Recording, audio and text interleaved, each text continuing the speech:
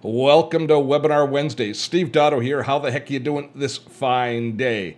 Webinar Wednesday is our weekly tutorial we do here live on Dotto Tech each and every week, where we cover one aspect or another of life in the online world. Now, if you're returning and you've been here before, you can jump ahead to today's webinar content by looking at this time code here and moving ahead in this replay to that time code. If you're new to Webinar Wednesday, stick around for a second and let me fill you in on the details. For well over a year, we have been delivering a free weekly webinar called Webinar Wednesday here at Dotto Tech. And the topics that we cover run the gamut from productivity to social networking to online marketing to developing online courses, creating online video. All of the same content that we cover on our YouTube channel. Now, the webinars are free, and you can sign up just by clicking on our registration link for each week's webinar or by signing up for our newsletter, and then you'll be informed of each week's webinar. And if you can't make it to the webinar live, we put this replay online for 48 hours after the webinar is over. Why only 48 hours, Steve? Because these webinars are done for the benefit of our patrons at Patreon. Dotto Tech is a community-funded channel. We're supported through the generosity of our patrons at Patreon. And there, the people come who appreciate the value of content that we create, and they support us financially to help us keep the doors open and keep creating great content. Now, in return for that, we provide our patrons with some perks. Now, those perks include half price for all of our online courses, but most importantly, those perks include access to the Webinar Wednesday archives. Every week after the 48-hour period of this webinar being public is over, we take the webinar and we add it to our Webinar Wednesday archive vaults. And our patrons have access to all of the webinars. And every week it grows by one. And these are good, solid tutorial webinars of the sort that you are about to watch. If you're interested in supporting us here on Dotto Tech and helping us to continue to create great content, and you're interested in taking advantage of the perks, half price for all of our online courses, as well as permanent access to all of the Webinar Wednesday videos that we produce here, then I encourage you to click on the link above to go to Patreon or on the link in the description. Now, I say that these webinars are only available for 48 hours, but that's sort of a misconception. Once the 48-hour period is up, I make the videos unlisted, not private. So if you want to return and see this video at some time in the future, you can, but only if you copy and save the URL of this video. You won't be able to find this video in search anymore. So we do take care of you if this is content that you do want to return to at some point in the future. I'm not going to shut you off from it completely, but you can't search for any of our old webinars. And to do that, you have to sign up for Patreon, and you can search certainly within the Webinar Wednesday archives, but you won't find them in a public or in a YouTube search. Well, I hope that explains Webinar Wednesday to you. I look forward to your comments. I even more look forward to seeing you join us live one week for Webinar Wednesday, or perhaps seeing you in Patreon as one of our supporters. Now, sit back, relax, and please enjoy today's webinar. So let's start dealing with fake news. A couple of weeks ago, I was on a TV show, and one of the segments was they played me an old clip from the 60s of Walter Cronkite talking about what the office of the future was going to be like. Now, the topic that we were talking about was not fake news, as we are now, but instead it was talking about technological advancement and working remotely, etc. And this video clip just happened to be a really good, nice segue into the segment. But I was struck as I listened to this segment, I'm going to play it for you right now, how much I missed the comfort of the voice of Walter Cronkite. Now, depending on what generation you're from, there might be other newscasters who were voices of trust that you used to listen to, but there was a simpler, kind of more naive, I guess, time in our lives when we believed what we were being told by the established media. And I really got kind of nostalgic. A man might spend most of his time in the home of the 21st century. This equipment here will allow him to carry on normal business activities without ever going to an office away from home. This console provides a summary of news relayed by satellite from all over the world. Now, to get a newspaper copy for permanent reference, I just turn this button, and out it comes.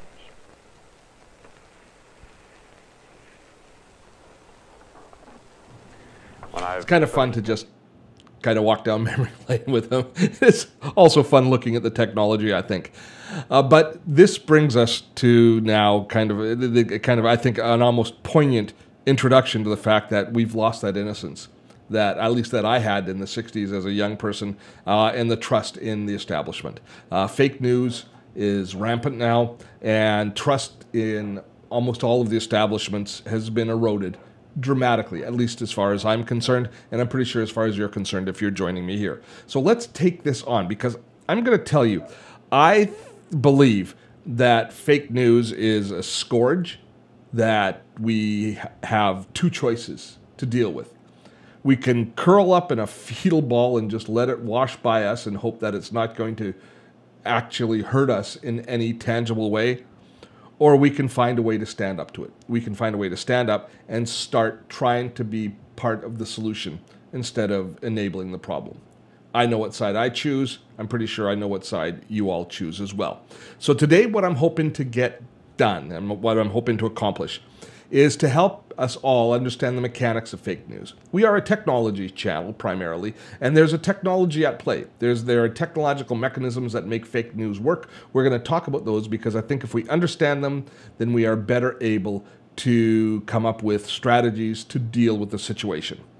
I'm also going to put a little bit of social responsibility on us by talking about our responsibilities and things that we can do, or at least what I see as my responsibility in how I'm dealing with things, and perhaps you might choose the same. And hopefully coming up with a bit of a game plan, some way for us all to take a positive attitude towards this and see if we can make a difference. At the end of the day, the outcome that I'm hoping is that you have better comprehension and understanding of what's going on with fake news, and maybe, like me, you might get a little bit of anger, something to kind of kick you in the butt and get you a little bit more proactive about things as well. Because I got to tell you, it's pissing me off big time what's going on. So there are so many subtleties to this entire conversation. And first of all, I'm going to say right up front that we run the risk, as anybody that's going to take on this topic is going to run the risk of alienating people or stepping on people's toes. If there's some point when in the way that we present things today that you find offensive, my apologies. I'm not trying to single out any one group in this conversation. I'm talking about the technological or the technical triggers and the emotional triggers that make fake news so prevalent. And if you are offended, I apologize, but let's not make this either in the chat in the conversation or in the comments later. Let's not turn this into one of those terrible flame wars that we see on Facebook all the time. So there's fake news, but there are also all sorts of degrees of fake news. And there's also just something called bad news, I think. As I was doing the research for this, I came across a great quote, which I'm going to steal right now. It's from David Mickelson. He is the founder of Snopes, one of the sites that we use to help debunk fake news.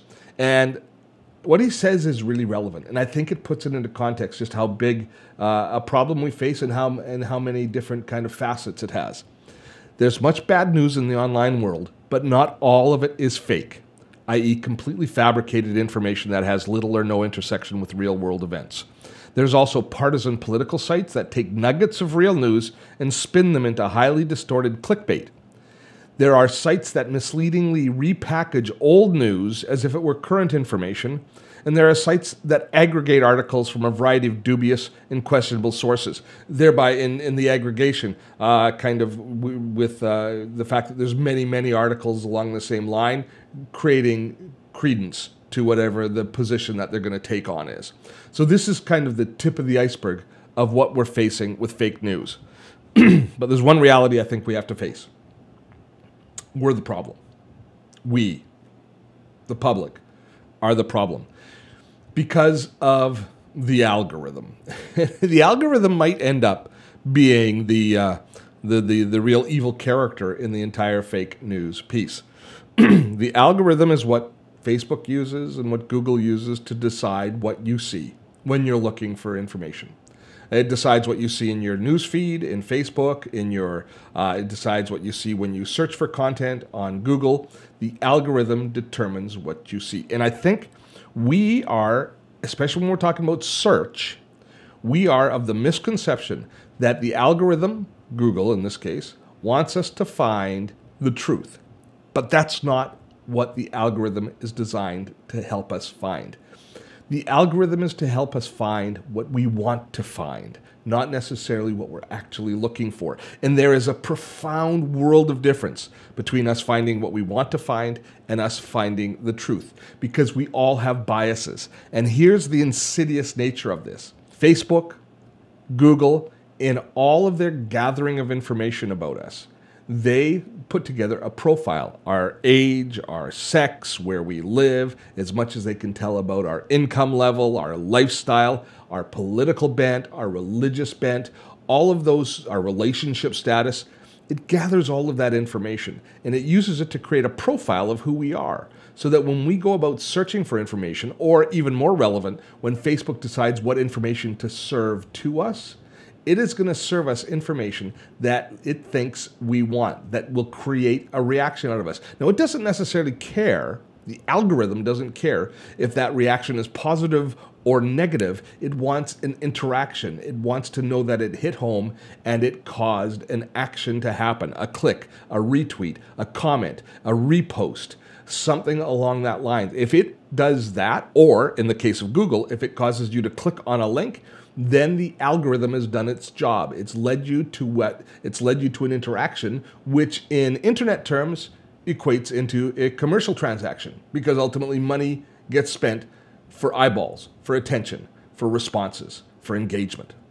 So that is the problem that we face, is our own personal biases are going to be part of the equation no matter what happens. And any news that comes to us, be it legitimate or fake, is going to be coming to us and served to us most often because of the biases that we've already demonstrated. We can't change that part of it. So we're always going to have this taint to the information that comes to us, because it's not necessarily what we are actually looking for, but what we want to find. I hope that really makes sense. This whole webinar could be just about this one point, so that making sure that we understand it. Now, okay, so if we understand that information is going to come to us on a bias, what's the benefit of a person delivering fake news or clickbaity articles or any of these sorts of things that we consider to be on the nefarious side? Obviously, political motivation is one of them, but it's not just politics. Clickbait, just getting people to click through for commerce reasons, is a big part of the type and the framing of the articles and the news that comes down the pipe. If you get a half-truth news story that you don't believe can possibly be real, and you click on it to read it to see what exactly is happening, that is success. That's a type of fake news, and it's causing you, it's dragging you towards a bit of a rabbit hole in many cases. A lot of these sites have security risks attached, where a payload of malware can be loaded on your computer, or spyware, or some other security breach can result of people, in a large volume of people clicking on the link, and some of them having not good security protocols on their system. It gives hackers then a chance to gain access to some additional access to other people's systems. Some of it's just industrial sabotage. You think about, if you float a story about a competitor that puts that competitor in negative light, that's a form of fake news. We see a lot of that happening in places like on Amazon, where competitors will do negative reviews of other people's products and that sort of thing happening. So it can be just industrial sabotage.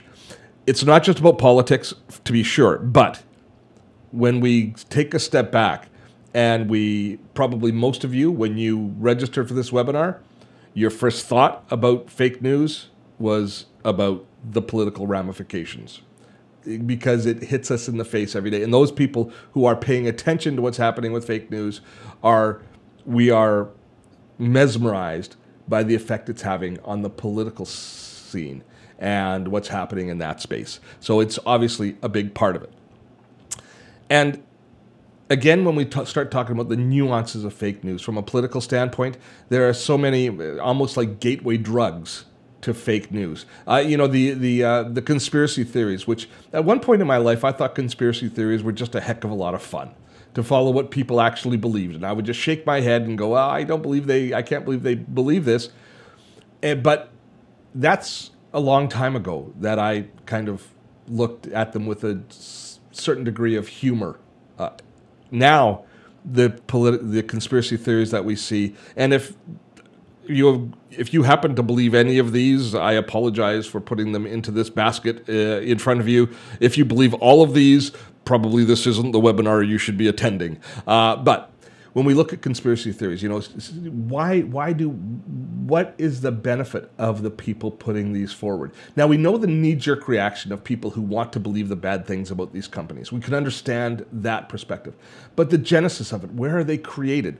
And I think a lot of these are created because there's opportunity, and the same people who are doing the political the political fake news stories are using these as training wheels, are using the conspiracy theories as training wheels to get people questioning everything. The more that you hear of mistrust of any authority, the heavier the next one lands, and it starts to gain credence in all of us. I mean, that's the very nature of gaslighting, is the fact that we are bombarded over and over again by lies or half-truths or misconceptions until we start questioning our own values and our own belief in the truth. Isn't Facebook just the perfect breeding ground for these theories? Then we've got the ones that might in some ways be even more dangerous, the offshoots, the really near misses as far as fake news goes. These are the stories that have a grain of truth, or they don't include the whole story, or they're edited in some way. A lot of them out of sequence. If you take a look, there's a lot of posts that are dated from 2015 or 2014 where you'll see a post comes up and it's something that's relevant to what's happening in the world today, but the post itself is actually from years ago. And it creates this kind of altered universe and altered reality around the narrative of the story that's happening today. Of course, there are pure fabrications, and all of those kind of glom together, again, to make us feel like we're always just walking on eggshells as far as what's the truth and what's not. And it has definitely undermined our trust. Undermined our trust in so many aspects. Then we've got the memes, and memes are such a powerful. Now, they don't always necessarily carry a fake news message, although they're part of the genre.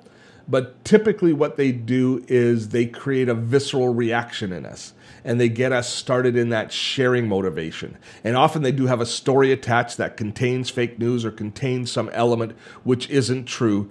But this really starts to play on your personal biases and your sense of outrage, sense of moral outrage at something that's going on. And if they can catch your personal opinion on something and trigger that, almost that fight or flight reaction where, yeah, that pisses me off and I want to, yeah, that I love what they're saying there. I agree with that. That's a person I really don't like. We're gonna put them in their place. I'm gonna embarrass them by sharing it, or more than likely, I'm gonna let all of those people in my Facebook feed who have been commenting about this know that where I stand on that, and it becomes that confrontational, and we see the continued dissolving of civil attitudes towards each other.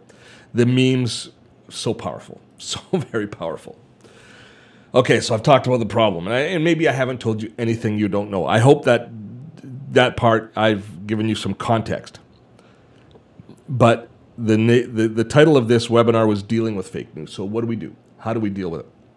I think the first thing to do is to start taking responsibility for our own reactions to things that cause us visceral reaction. If you see a story come through that causes a reaction in you, I want you to stop and take a moment before you allow the emotion to set in, before you agree with it or disagree with it, get angry about it, certainly before you repost or share.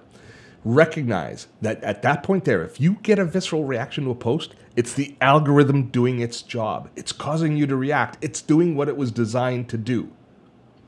Recognize that. Recognize you're being manipulated at that point, and then take a step back and take a mature and responsible approach to it. Let's beat the algorithm. It's going to serve us things that cause us consternation. But let's control that and recognize when it comes that reaction was it doing its job, but we can beat it. That's number one. Now, how to be part of the solution. How to be part of the solution. I think you should have a game plan. I've been developing mine. I don't think mine is by any means the only game plan that one can undertake to deal with fake news, but the first thing is, of course, I question everything I see now. It doesn't matter what source it's from, I question everything. I don't have a trusted source anymore, other than my own eyes. Next, learn to look at the source and learn to identify. First of all, there are going to be some sources that you have more of an affinity for. There are some sources that I do trust more of what they say. And when, especially now using like a tool like Google News, when you use a tool like Google News, you've got, when you go through the sources, when you go through the news stories, you can swipe to see what the same story, how it's being covered by different news organizations. That'll give you some context. You can start to gather a kind of a three-dimensional picture of the news by doing that. Now, this requires work and this requires effort on our side, but if it's, especially if it's something that you choose to, that you're going to be commenting on or something that you're going to be resharing, I think it's on you to make sure that what you're sharing is accurate as you can possibly make it to be. So looking at the sources, recognizing the names of the different websites, and you'll see the ones that are really politically motivated and the fake ones, you'll start to identify them pretty quickly, just as you identify your friends who are the ones that post the most inflammatory or fake stories. Think before you twitch, before you click like, before you click share, think about it and do that pause, that thing that I was just talking about recognizing that your reaction is a result of the algorithm manipulating you. Recognize that and refrain. And then verify your news, verify the sources. Go online and take a look and see if you can verify the stories before you share them. I have 3 sources that I like to use for the most part, and they are, first of all, factcheck.org, and you have to recognize that most of the fake news right now is going to be of a political bent, but factcheck.org is one. PolitiFact, which I really like. The reason I really like PolitiFact is I just like browsing through it, because even though I don't use it as much as I use Snopes, which I'll show you in a moment, for checking what's true and what's not, I love their meters as you go through and you see what's true, what's false, what's mostly false, because of course there are often degrees. And then, you know, what I look for there is I look for the pants on fire graphic. That one there is is my favorite. I kind of always go through it until I can find at least 1 or 2 pants on fires as I just browse through this. And I will sometimes just visit this site and just browse through it. But the one that I use the most, because it doesn't just deal with fake news from a political standpoint, but it also does from all of the urban legends, and it was built on on urban myths, whether or not they were true or false back in the day before the kind of fake news that we see today had really come of age. So Snopes is just a terrific resource that tells you, and they always give you the context to let you know about the stories that you go in and search. So this is the challenge.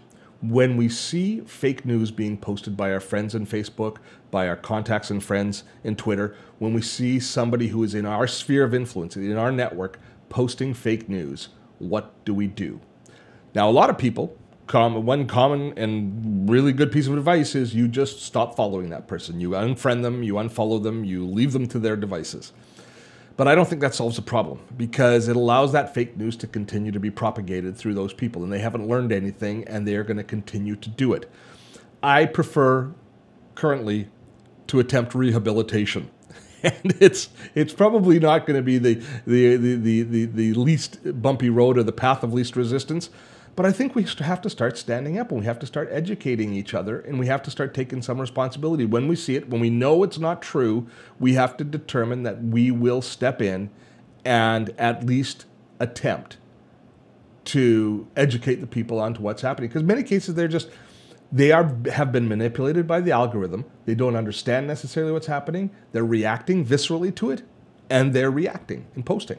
So when I see now a fake news post, and I've done this for maybe 7 months now on Facebook, when I see a fake news post, I write the person. Sometimes I do it privately, but lately I've been doing it publicly because it seems to happen quicker. It seems to create either the desired reaction, either positive or negative, in a more timely manner.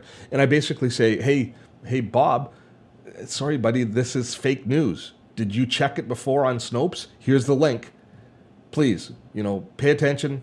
And usually I'll just leave it at that point there. If they reply, you're engaged in a conversation. You can determine very quickly if it's going to go south and if it's going to become a flame war, and you can disengage. And I do disengage, and I just unfriend the people that are going to obviously take it the wrong way or not appreciate my input. Many of them comment back and take the post down right away and say, "Gosh, I didn't know. I'm sorry." And then it often happens again, and I tell them again, and they can again choose how they're going to react. For the most part, I've probably a couple of dozen people that I've engaged in this in. I've only had to unfriend 2 of them so far, and I don't think that's no loss on my part. They weren't really friends. But other ones, I see that my newsfeed is cleaning up dramatically from the people who are posting them. And I had one that posted all conspiracy theories, and I would just challenge. I'm still see posts from that person, but not so much fake news anymore. Others don't seem to be getting the message, but I am determined that I will continue to let my voice be heard. You can choose to do the same thing. I don't blame you if you choose not to, but if you do choose to engage in the conversation, keep it civil, keep it, obviously you know that already, but recognize there will be ramifications. The odd person is going to jump on you, and the odd person is going to come right down your throat and get super aggressive, and you're going to have to unfriend a few people. And that's going to be the kind of the collateral damage of doing this. But the more of us that take a stand, the more of us that try and educate people, I think everybody's news feeds can clean up over a couple of months, and that means that less and less fake news is getting out there. It's still going to be there. We know it's still going to be a factor, but I don't believe that, as I said off the top, curling up in fetal position and just letting it wash over us is the answer. I plan to stand up to it as best I can. I hope you do as well. This one just came up a few moments before I recorded this part of the demo. Sometimes you just have to be patient. This is a complete aside. I didn't know where this should go in the overall piece, but here's a post that I saw on Facebook just moments ago. On Sunday, I'm recording this Tuesday night before the webinar. On Sunday, there was a terrible tragedy in Toronto where a young man shot 15 people, killed 2, and then he was killed. All of our news reports in Canada have said that he had mental issues, and that it was a case of an untreated condition, or a condition that wasn't able to be treated. And I just saw this post, and this is the first that I've seen anybody posting this where the person says, no, this was religiously motivated. Now, I have no intention of sharing this. I'm not putting this up here so that you believe this news, but when this sort of news comes across, when it's this immediate, and I've got no way to check this to see whether it's true or not at this point here, I'm just going to park this, not reply to it, not comment to the people who shared it either, but I'm just going to sit back and see what the next few days, what the stories and what the information that comes across comes, because we don't have the answer to everything immediately. That's I think that's something that we have to recognize as well. Heavy topic. I am looking forward to the comments and questions as we take it back live now, I think.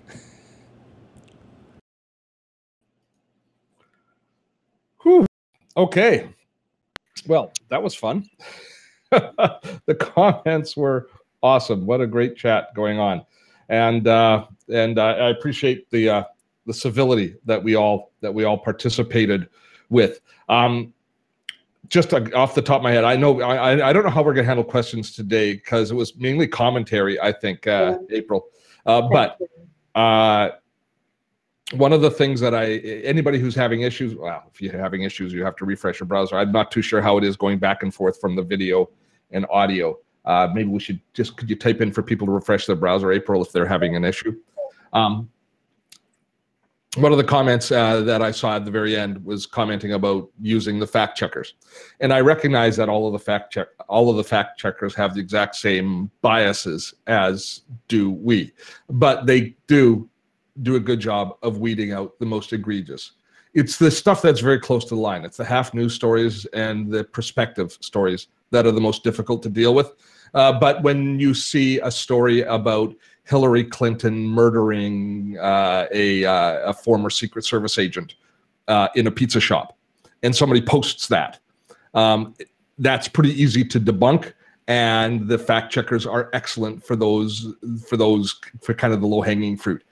And using those fact checkers, in my own personal experience with the people who I've dealt with on Facebook, for the most part, that's got them thinking a little bit more, and maybe occasionally checking before they post. And even if it means that even if the fact checker doesn't do its job in that case, the fact that they're stopping and they're starting to question the news that they are reflexively sharing, I think that's a step in the right direction. We have so far to go, and hopefully we don't have much farther to sink, but we have so far to go, and it's just going to. I got a little bit depressed doing this story, because in some ways I feel like I feel lost innocence. That business of starting out with Walter Cronkite. I'm not kidding when I said, when I was sitting, and I was on a set in a TV show and it kind of took me unawares, hearing that voice and just the emotions that it brought up on me of a lost trust. We're very real, and it really put us on the path to this particular webinar. But I think that we can feel sorry for ourselves a little bit. But now let's get up and let's start doing something about it. Just out of curiosity, how many of you take the time to point out to your friends on Facebook if they are sharing fake news? And how many of you just unfriend them? How many of you are more than happy to jump in and have fun slugging it out in the trenches and getting involved in a fight? And how many of you will avoid political conversation at all costs online? I'd love to hear. See what's going on. It's flying up now. Just ignoring it. Chuck, you just ignore it. I sometimes will send a message to a person if I know that it's, but I also send facts with it, because but I do try to avoid too much political insight on, especially on social media, just because I feel like you get a lot of banter back and forth. And but if people are really continual, that's all that I see. I don't necessarily unfriend them. I click and I don't follow them anymore. So I make sure I don't get their news. By the way, thank you whoever has logged in as Farley's friend. Did you Farley's friend? And he says, just ask Farley. I suspect it actually might be one of my children, because they're but okay, that's so I've got to scroll back because it's come up too fast. All of it's Jen, she avoids the conversation. So many do it. Generally avoid, says Bruce. That is so, I mean, I understand why, because you don't want to get in a conflict and you can't win. And, when we layer on the fake news fact with how emboldened people feel to be rude, insulting, aggressive, threatening in social chat, since those we see some bullying, that a lot of people just avoid it. My biggest concern about all the fake news is for our children and that younger generation, because I think that they don't, obviously their maturity level, if they're using social media, they can get on at 13. They don't understand the difference between necessarily real news and fake news. Like, I really try to hold back that my 11-year-old does not see the news on a daily basis, because there's nothing good in the news. No, yeah, and I remember when there was you actually shielded them from it during a school shooting that was, right. And that sort of stuff. I remember the conversations that we were having. Peter says an interesting thing. Do you think we are being played by many in the media to gain advertising money? There's no doubt. The titles are clickbait. And certainly in the media, the larger media conglomerates, any of them, Fox, MSNBC, CNN, all of the ones that are, media advertising properties that are almost more entertainment, certainly cable, more entertainment than not. We are being played by the titles, and they're very clickbaity. We see some like The Guardian. I don't know if you use The Guardian, but it's interesting. And it gives me a little bit more faith, because The Guardian, whenever you go to a Guardian story in the UK, they come up with a popover that says, hey, we need money to keep going. If you value us as a resource, donate. That doesn't bother me. That doesn't bother me. The transparency there doesn't bother me. And the fact that they're actually saying, if you want it to keep going, donate some money. That's, to me, a good thing. Looking through. Ralph says, I do something like you do. So he engages. Pat, most of the time engages. Peter resists as much as he can. Fred, he avoids and unfriends people. And I respect that. I can understand why you people do it. But I think that that it's worth rethinking that strategy. Because those people are, even just maybe give them one chance. Maybe give them one chance. And some people say, I just posted a Snopes link to kind of let them know that it's fake. Typically speaking, the conversation, what I'll actually say is I will, if it's a person I know personally, and it's not, because I've got a lot of Facebook friends that I don't know, but if it's, I use a name, I say, hey, Jim, this is fake news. And then I'll challenge them a little bit. I said, in the future, maybe you should fact check these things before you post, because you are being part, and I can't remember exactly how I say it, but it's usually something along the lines of that fake news relies on people resharing the information, and we probably shouldn't be part of that chain. And some people, as I say, I think two people, one person's just unfriended me immediately, which was okay, goodbye. I took my chance, and there was no loss. I didn't take it. Well, I guess I take it personally to a certain extent, but it didn't bother me personally. I don't feel like I lost out something. Another person was a professional colleague who I finally unfriended because he just kept posting and kept posting. And when I commented to him, he would delete the post, but then he would post something else fake a couple of hours later. And unfortunately, I got more of his news in my feed because I was reacting to him. So Facebook thought I wanted to see more of him. It's kind of a self-fulfilling prophecy. And finally, I just had to say, you know what? Since you keep doing this, we just can't be friends anymore. Goodbye. And I did tell him that.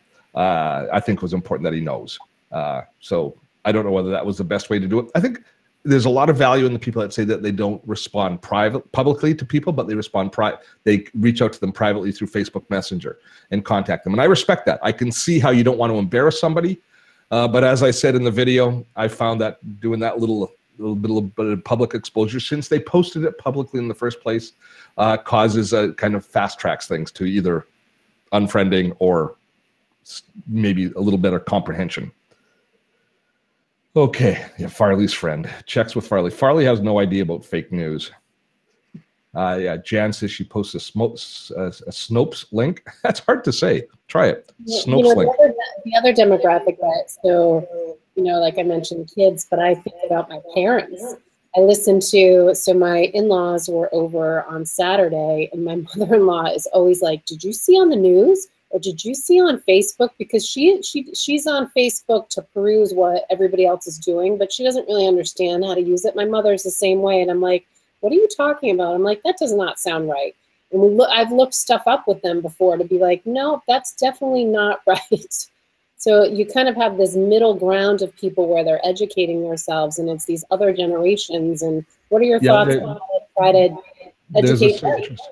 Do you think you've moved her in any way to better comprehension?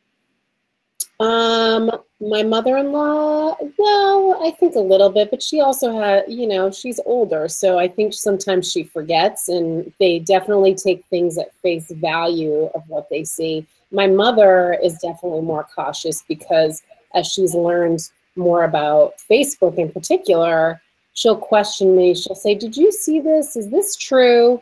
And then we talk about it. But I think, and the other thing too is they're retired. So they watch the TV all the time. They're always in front of the news watching something. And I'm like, no, I didn't hear that. Now, the conversation today has been primarily about Facebook and to a certain extent Google. But as you mentioned, the youth, they aren't on those platforms anymore. They're on Instagram. And I don't know if the personal sharing on Instagram supports fake news as readily. I don't sense my Instagram use, which I admittedly is far less than I use YouTube or Facebook. YouTube and fake news is, I guess it's a distribution platform, but in the comments area, it pretty much isn't a big issue. Same thing on Twitter. So if you watch, like what I monitor my teenagers stuff and some of the stuff they share, like I've told them, take it down, because I'm like, that's totally not something you should be sharing, And that's that visceral reaction. There's something that angers you, entertains you, creates indignity in you, and boom, you want to share it. You want to do something about it, and that's human nature. My daughter's 17 and she's very, she's very excited to turn 18 in November so she can vote and exercise her right to vote. And we did the walk in Hartford for the shootings. And so she wants to get involved, but I've had to talk with her about sharing things that I feel like she needs to look into deeper before sharing, because I think she doesn't realize the repercussions of what it can be. It's interesting. Sue, first of all, commented supporting The Guardian, and Ruth is a Brit. She loves The Guardian and supports it. Marcia supports The Guardian. So quite a few of us here are recognizing that these sources, while they aren't, as we say, none of them is going to make everybody happy. But they are definitely, ones that are still striving towards having some journalistic integrity, we would like to think, regardless of their bias there, and we are supporting them. That's good to see. That's great to see. Wow, we've never had this many comments in a webinar. I know. It's awesome. I'm looking. I hope that the replay does well. the mini course does well. It's important, Marcia says, it's important to distinguish between news and analysis of the news. CNN, MSNBC, Fox do the latter. They talk about and they do the analysis. They do the kind of the deep dives into their own spaces. Other networks have a mix of both. Yeah, and we have to, and I mean, if you're going to educate yourself on it, you have to recognize who owns each of these networks.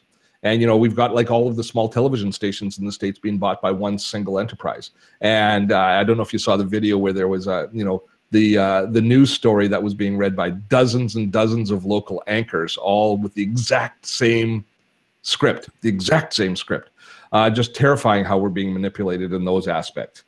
So paying attention to each one of these touch points, and we're bombarded. I mean, we are really up against it as far as it goes. And I know there's been a few comments about the doctoring of the official record of the press conference that recently happened between Putin and Trump, and how the original recording is being changed in official records in both U.S. and Russia, where questions that were asked by. You're bringing this up.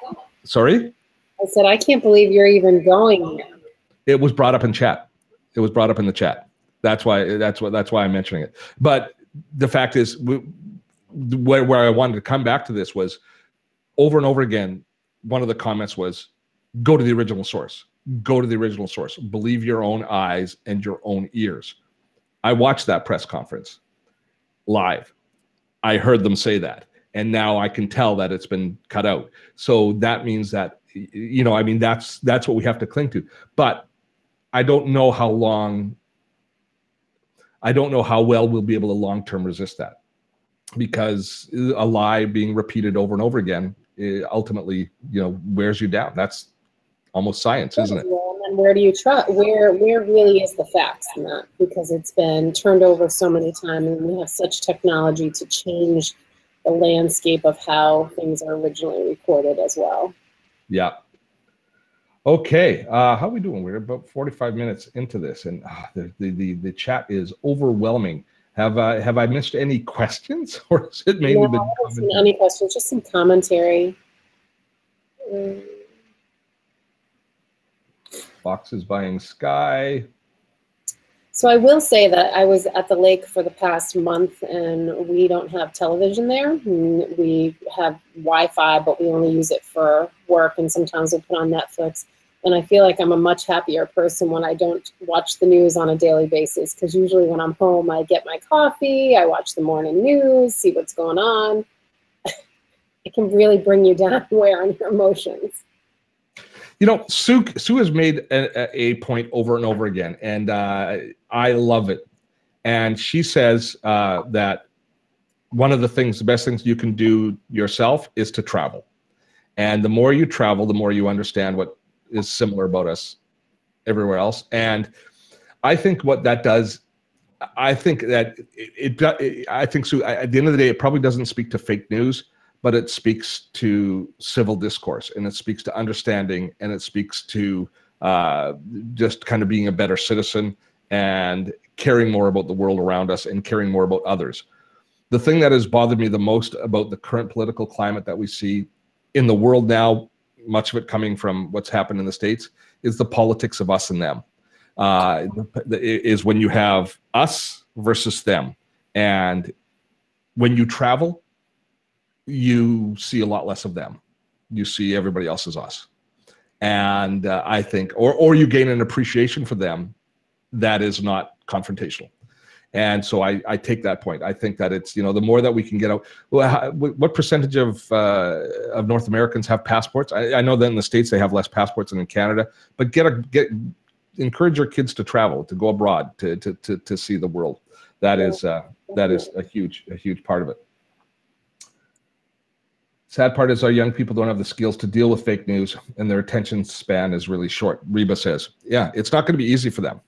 We've been having this conversation often with Shannon's daughter, who spends half time with us and half time with her father. Now, our household is a little more liberal leaning, and his household is a little more conservative leaning. Now, I should point out in Canada, a conservative leaning house is still a fairly liberal house. Having said that, we've had some great conversations because we do discuss politics at the dinner table. We do discuss the news of the world and our opinion on it and what we should be doing about it. And in talking with Sophie, I think the best advice that I've given her is not to listen to and believe what I believe or what she hears from others, but to watch and to use her own ears. To listen to what the people are saying, and it's a challenge because their attention span is short. And if you think about yourself as a young person, would you be willing to dive in and do that? But I believe that the stakes have changed. We don't have trusted sources of the sort that we had back in the 60s with news organizations, and I believe even then people had issues with them, didn't they? But certainly not as profound and not as seemingly difficult to overcome as they are today. All right. The chat's moving fast. I know. Somebody just mentioned a TED Talk. That is flawed. I don't believe the nonsense your right-wing sites give you. Stop believing fake news. Oh, I don't know who David is talking to. Somebody's data is flawed, but that's okay. That's Chuck.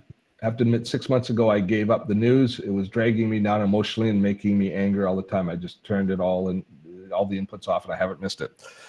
Sadly, I understand that, Chuck. But I got to ask you, Chuck, turning off the news, how are you then going to make your decisions when it comes time to exercise your duties to vote? If you aren't, now, does that mean that you're not paying attention? Or does it mean that you've looked for other sources? It sounds to me like you pretty much turned off the tap and you're just kind of have blinders on to what's happening in the political space or the economic space. So I would love to know that, because that's a big part of it. Because ultimately, we all have to make a decision who we're going to support politically to chart the direction for our countries and for our provinces and our states and cities and that sort of stuff.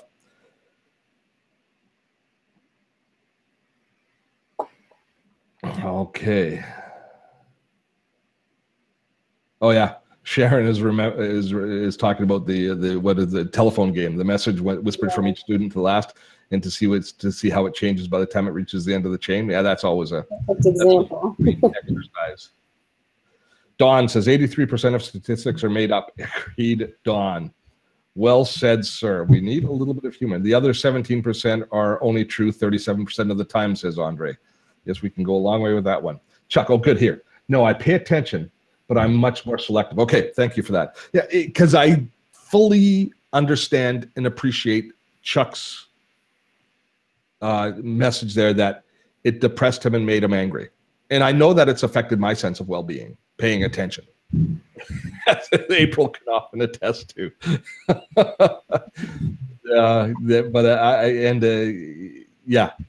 I wonder if in some ways, personally, I would be better off just putting on the blinders as well. But I'm not going to do that. All right. And I do vote. I believe you do, Chuck. I wasn't accusing you of not. I was just asking how you go about making those decisions. Poor Chuck.